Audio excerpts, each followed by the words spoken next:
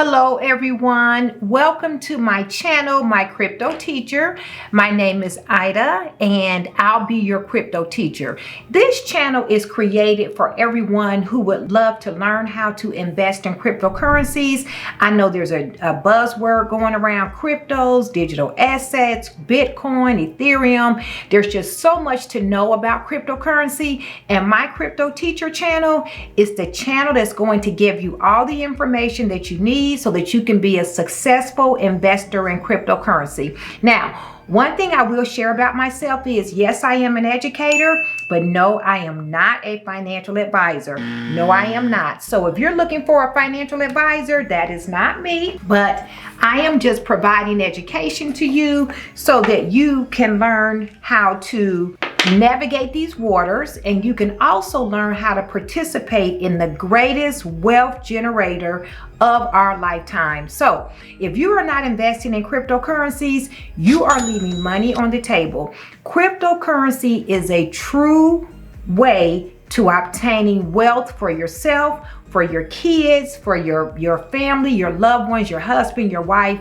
whoever. So anyway, without further ado, I am going to go ahead and get us started for today. The video today that I'm making, it's called Crypto for Beginners, because cryptocurrency is like a foreign language. And so there's so many different questions about it, and there's so many different layers to it.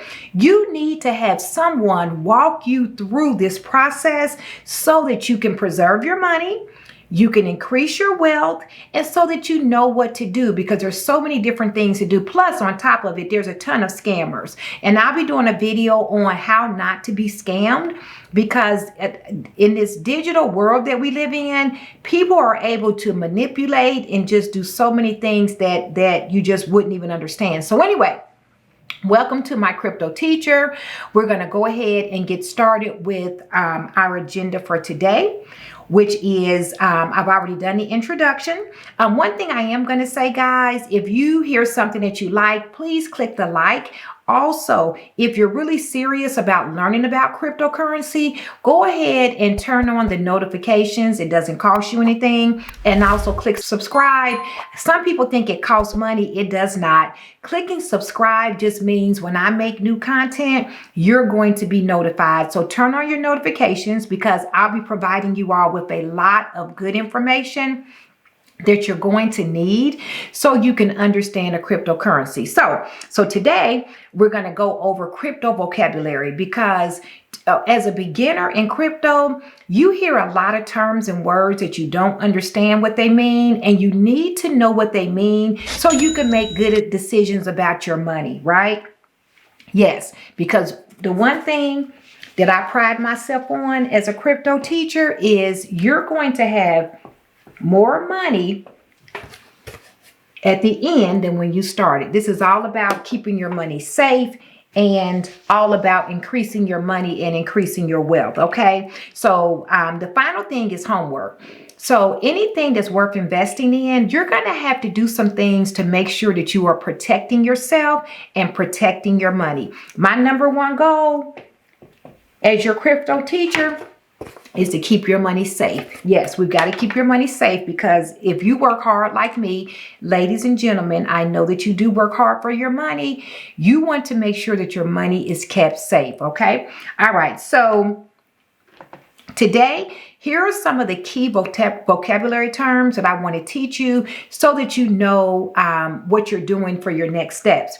Cryptocurrency and digital assets, blockchain, Bitcoin, crypto wallet, seed phrases, fiat currency, crypto exchange, decentralized, and utility. And all of those are key words that you're going to need to be successful as a cryptocurrency investor. All right.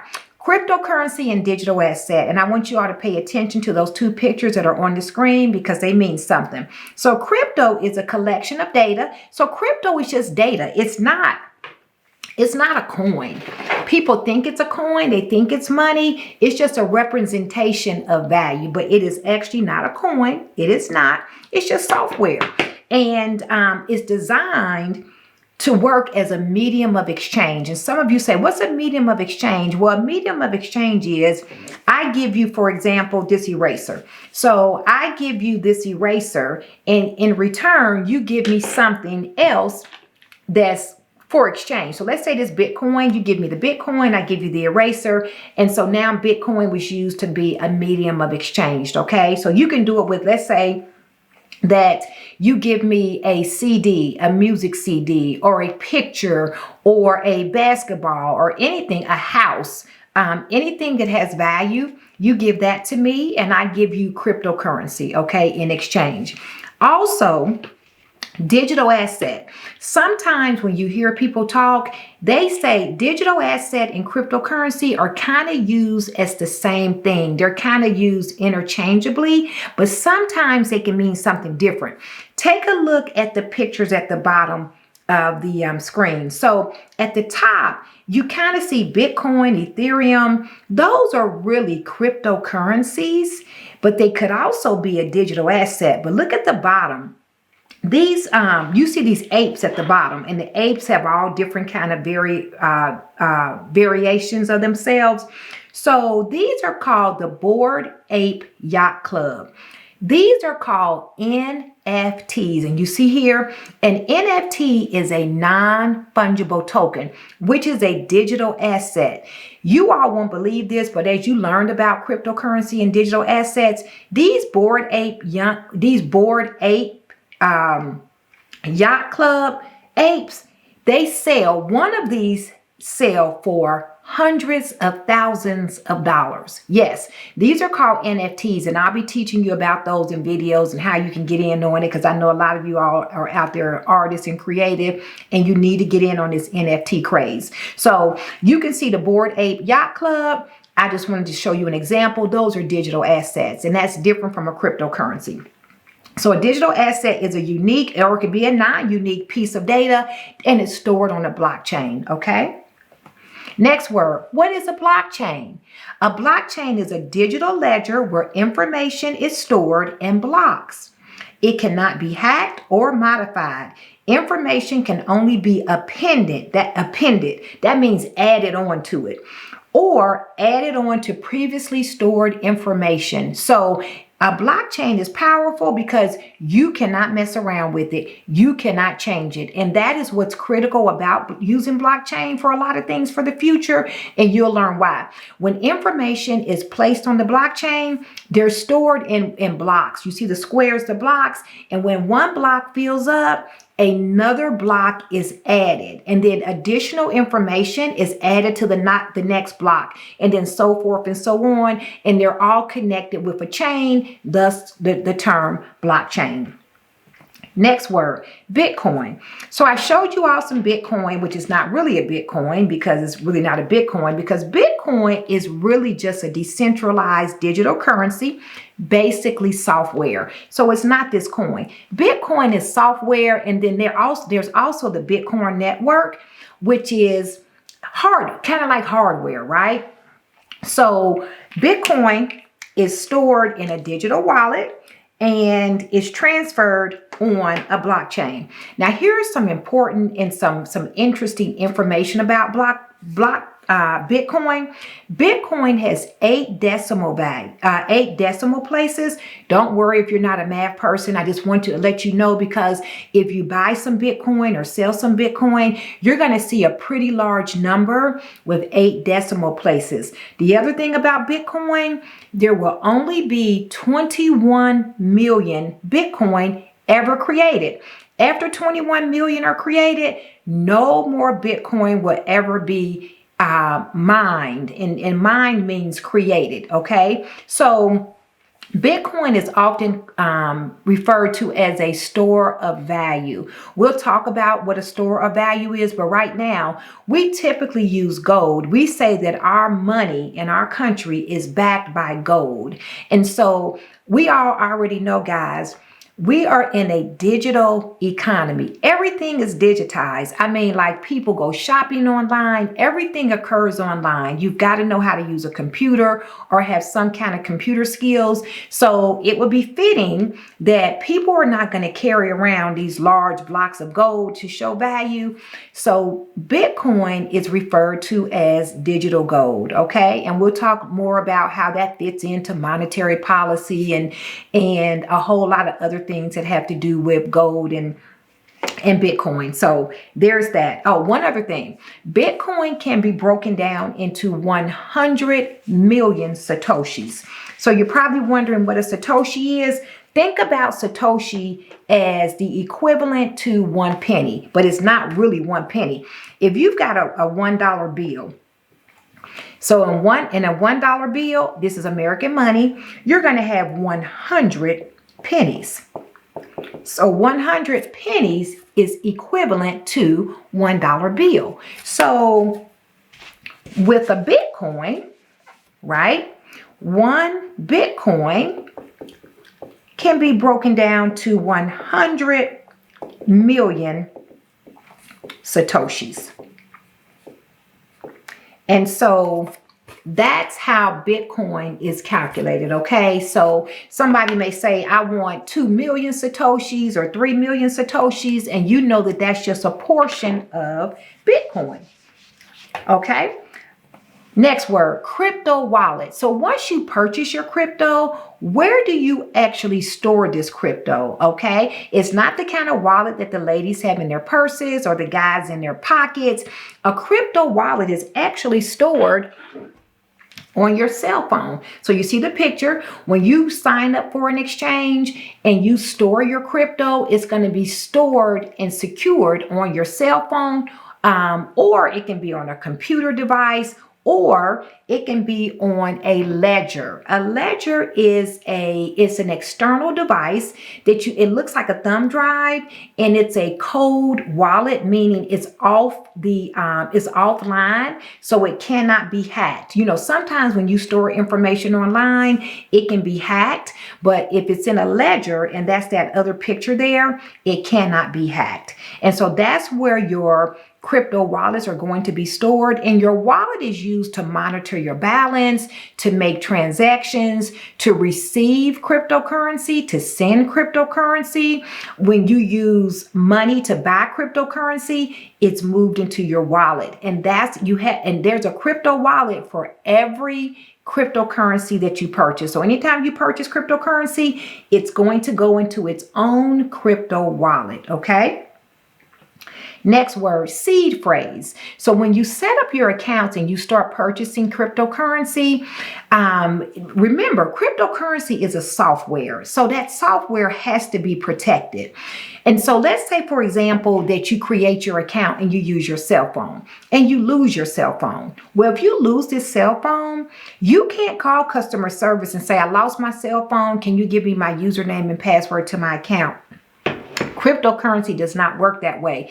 You've got to have something called a seed phrase. When you set up your accounts and your wallets, you're going to get, it's either 12 words or 24 unique words, and they're called a seed phrase. And that information is going to be stored somewhere very, very, very, very safe. That's going to be part of your homework, so you can have your tools together so you can know where to put up your seed phrase. Now, I tell people, don't keep your seed phrase on your cell phone. Like some people are tempted to screenshot it. If you lose your cell phone or your cell phone crashes, if your seed phrase is on your phone, you don't have it, which means you cannot recreate your wallet. Now, why would you need to recreate your wallet? Well, let's say your cell phone is lost or your computer crashes. You still need to get access to that crypto wallet. Well, you can get access on any device as long as you have the seed phrase. You may have seen the story about the man who has like $50 million in Bitcoin. He's trying to find his seed phrase. The thing is, no one can get access to your crypto, not even you, if you need to recreate your wallet and you don't have your seed phrase. And we'll talk a little bit more about that once you get your account set up. All right. Next word, fiat currency.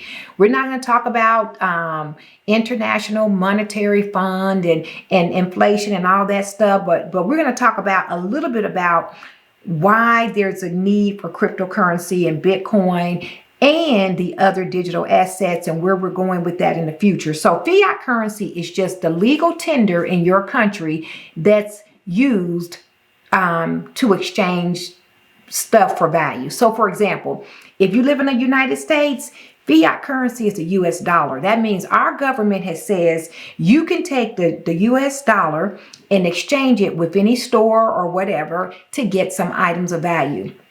If you live in Mexico, your fiat currency is your peso.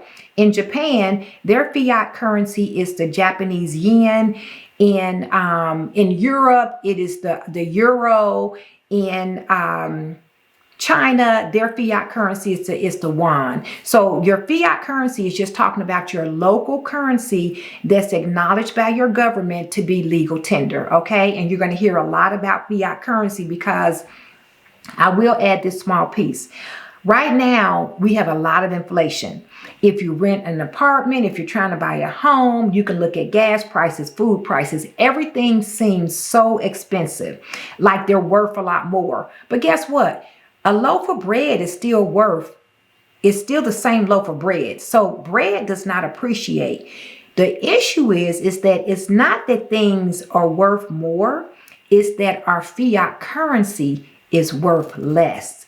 So the US dollar is worth less than it was. So now it takes more dollars to buy a home, more dollars to buy a loaf of bread. But we'll talk about that another day.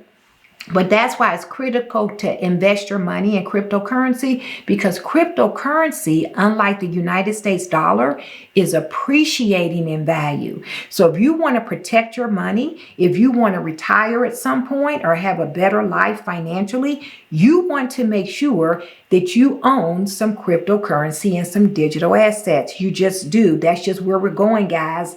You're early. And if you're here, you've made a good decision. There's a lot to learn about this industry. And my crypto teacher is here to make sure you do that. So there's fiat currency. Next word is a crypto exchange. In order to buy your crypto, you're going to have to sign up for an exchange, right? So I'm going to put out a video. I've got my 3 favorite exchanges that I use. You're going to have about 2 because there's about 14,000 cryptocurrencies and digital assets right now, and they're not all available on every exchange. So I strategically sign up for exchanges so I can buy specific cryptocurrencies or digital assets. And so don't worry about it. But a crypto exchange is where you go. It's a business that allows you to take your fiat currency and purchase cryptocurrencies and or digital assets, or sell your digital assets and cryptocurrency back to fiat currency so you can put it back into your local bank account. All right.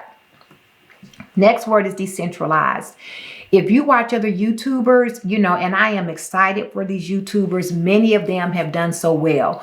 But a lot of them, what's different about my channel, My Crypto Teacher, I'm giving you real information that you need to know and understand so it can inform you to make your decisions. And so a lot of these YouTubers, they like to show you all their money, and I'm not throwing shade. I am so happy for them, but really, give me some news I can use. I need some information so that I too can make some money in crypto. All right.